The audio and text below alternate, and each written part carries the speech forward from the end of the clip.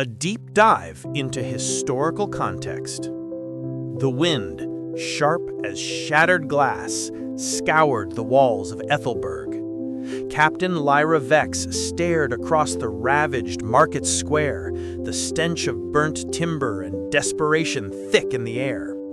For 3 long years, the war with the neighboring state of Caelan had consumed their lives, an endless cycle of skirmishes, sieges, and sorrow.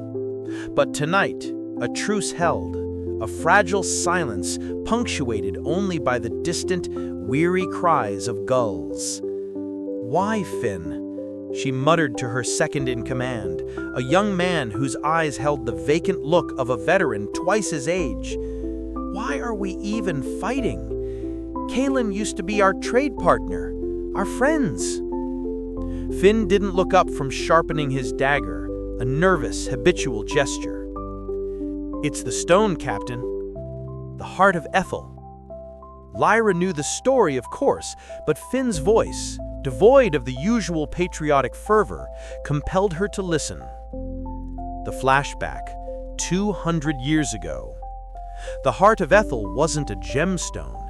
It was a massive, naturally occurring lodestone, a magnetic anomaly discovered 2 centuries ago in the fertile valley that now forms the border between Ethelberg and Caelan. Back then, the 2 small fledgling communities were led by King Theron of Ethelberg and Elder Maeve of the Caelan tribes. Both immediately recognized the stone's potential. Theron saw its immense power. It could warp compasses, disrupt primitive communication, and in theory, form the basis of an unprecedented defense system. Maeve, conversely, revered it as a spiritual core, a gift of the earth that should be left untouched, its magnetic field essential for the rare medicinal flora that grew only in its vicinity. Their initial cooperation was a golden age. Ethelberg used the stone's influence to navigate the stormy coastal seas, while Caelan controlled the harvest of the precious herbs, sharing the bounty.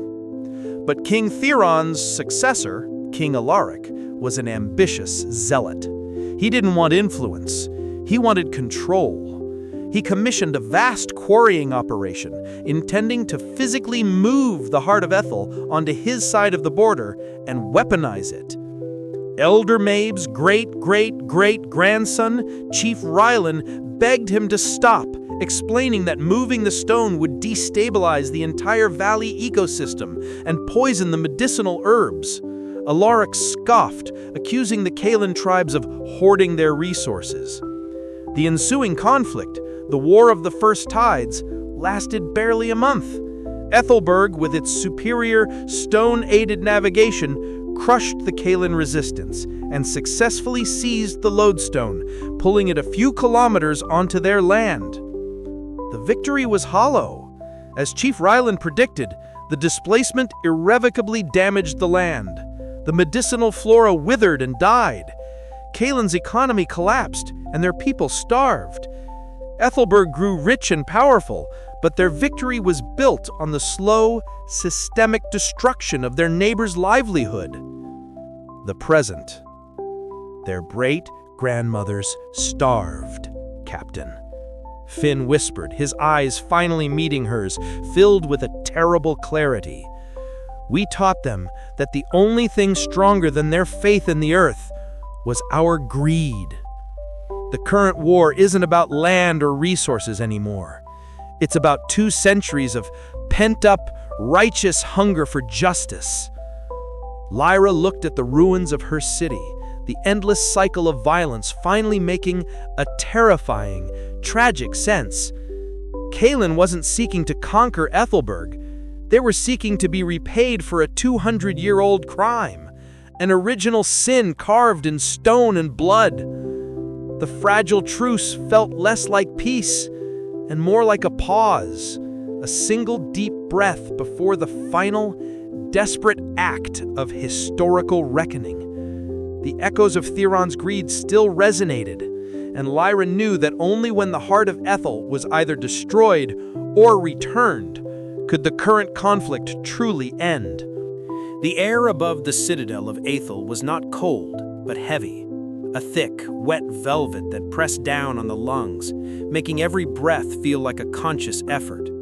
General Alara stood on the highest rampart, the ancient stone beneath her boots vibrating with a faint, rhythmic tremor that was not geological, but man-made. The Iron Legion was marching. For weeks, the conflict had been a scattered affair of skirmishes and desperate flanking maneuvers across the shattered kingdoms. Now, every single pawn, every knight, and every fortified tower had been swept up and funneled toward this final, inevitable confrontation, the narrow pass known as the Serpent's Throat, where the citadel sat. Below, the valley floor was shrouded in a mist so dense it seemed to absorb all sound. Yet Ilara could hear them, a low, incessant grinding of thousands of armored boots, the metallic shriek of siege engines being dragged over rock, and the distant, inhuman war drums of the Archon's vanguard.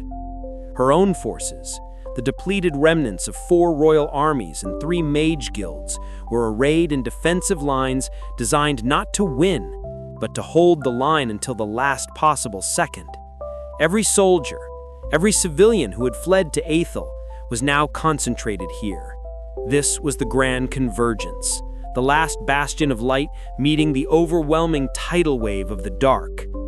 A runner, pale and breathless, delivered the final reconnaissance report. Ilara unfolded the parchment, its edges damp with sweat.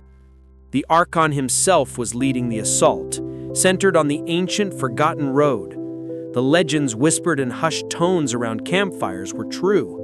The core power of the enemy was focused, immense, and approaching rapidly. "How long until first contact?" she asked her lieutenant, Kale. Her voice was raspy, unused.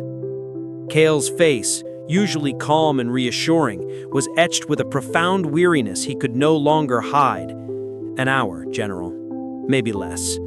And the mists, they're getting thicker, charged with sorcery that cuts the soul. We're fighting more than men." He was referring to the magical forces converging from the north. The enemy's war mages were not just supporting the Legion, they were weaving a blanket of dread, an atmospheric magic that muffled hope and clarity. Ilara looked at her own hands, where a faint blue protective light usually pulsed. Tonight, it was sluggish, fighting the oppressive, negative energy in the air. The tension was a tangible, sharp, metallic thing, like smelling rain just before it hits the dry ground. Soldiers adjusted their shields with nervous, unnecessary clicks. They were all holding their breath, waiting for the crack that would break the world's silence. Then a sound cut through the grinding march, the deep, resonant tolling of the citadel's great bell, pulled once, slowly, by the watchman on the outer perimeter. It wasn't the sound of battle, but a solemn, dreadful knell, a sound that marked the end of the wait. The forces had converged. The storm was no longer gathering, it was here. Ilara drew her longsword, the steel catching the sickly blue light, and walked towards the edge. The climax had begun. The citadel's inner courtyard was a kaleidoscope of fire and blood, the air thick with the metallic tang of burnt magic and severed steel. General Alara stood on the steps of the keep, her back to the last remaining sanctuary. The Iron Legion had breached the outer walls, and now their master, the Archon, stood before her, radiating a cold, conquering power that made the very stones weep dust. "Aethel falls to dust, General," the Archon's voice resonated, devoid of human warmth. He was taller than any man, sheathed in obsidian armor that seemed to absorb the light, leaving only menace. His greatsword, Oblivion, glowed with a sickly purple light, humming with impatience. "Surrender, and I will make your death swift." Alara didn't reply. Her arm was numb, but her grip on the runic longsword, Ethel's heart, was steady. She was beyond fear. Only a raw, burning obligation remained. The future of the free kingdoms was centered on this single, exhausted woman, and this final impossible duel. The Archon attacked. It wasn't a human strike, it was a physical manifestation of gravity and dark intent. The force of the blow slammed Elara backward, grinding her boots against the granite steps. She managed to block it, but the impact sent a white-hot shock up her arm, almost shattering her elbow. Too slow, too weak. The Archon was toying with her, each swing calculated not to kill, but to break her spirit. Elara dove, rolling under a sweeping arc of oblivion, and scrambled to her feet, driving her sword in a desperate thrust towards a gap in his neck armor. The Archon didn't flinch. He simply raised a gauntleted hand, catching her blade in his palm. The steel screeched against the obsidian. "Pathetic," he sneered, twisting his hand. The pain was blinding as Ethel's heart was ripped from her grasp and flung across the courtyard, clattering against a shattered statue. Elara was weaponless, staring up at the monolithic enemy. The Archon raised oblivion high, preparing the final crushing strike. In that moment of absolute despair, Elara saw not the citadel, but the faces of the people she had failed. The refugees, her soldiers, her Lieutenant Kale. A deep, primal well of defiance, fueled by sheer impossibility, surged through her. She didn't have magic, she didn't have strength, but she had the Citadel's heart, a dying wish for freedom. As the Archon began his descent, Elara focused her will, not on attack, but on resistance. She remembered the ancient ritual wards carved into the steps beneath her, wards meant to channel the very earth. With a guttural cry, she slammed both hands onto the granite. A blinding pillar of white-blue energy erupted from the steps, not hitting the Archon, but surrounding Elara, forming a perfect, instantaneous cage of pure light. The Archon's greatsword struck the barrier, and instead of shattering it, the light absorbed the dark energy, amplifying it tenfold, and shot back into the Archon's armor. He roared, a sound of agony mixed with profound shock, staggering back as smoke curled off his obsidian plating. He was wounded, unbalanced, his concentration broken. It was the only opening she would ever get. Elara launched herself through the dissipating light, snatching a broken spearhead from the ground. She didn't aim for the armor, but for the only exposed flesh, the narrow sliver of his eye slit.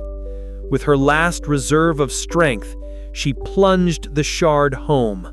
The scream that followed was the sound of a god falling.